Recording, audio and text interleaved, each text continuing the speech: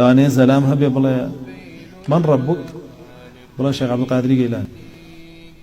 شێخ عەبدولقادری گەیلانی قەت خۆی بە ڕەب نەزانیوە.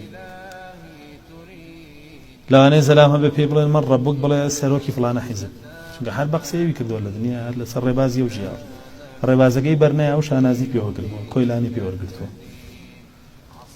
لەوانەیە زەلام هەبێ پێ بوترێ من ڕەبوک بڵێ پارە، هەموو هەوڵێکی بۆ بەدەستێنانی و بووە. لەوانەیە زەلامەیە پێی بوترێ من ڕەبوک بڵێ دنیا شەهوەت، بڵێ ئافرەتێک. بەو شێوەیە چونکە ئەمانە هەمووی ڕوو ئەدا ئینسان بیپەرستێ. رسول الله صلى الله عليه وسلم نافرمي تعس عبد الدينار تعس عبد الدرهم، ها وانا فرمي يعني كسك هي عبداتي بو دينارك بو درهميك. الله جل جلاله ما فرمي افرايت من اتخذ الهه هواه، كسك هي خواكي شيء هوا رزوكيتي.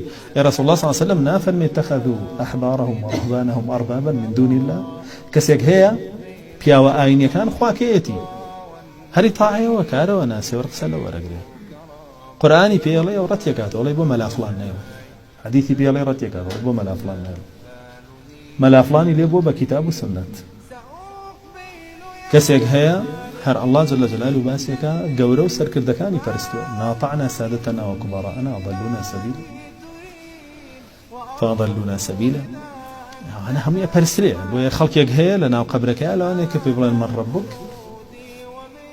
ئەوانە جواب باتەوە، جواب بە کەڵکی دێ، یاخود ئەوە لە خەیاڵیایەتی و ناتوانێ بیڵێ لەبەرەوەی زانێ ئەوانە خوا نەبوون کە و پەرستی لە دنیا هەمووی بەتاڵ.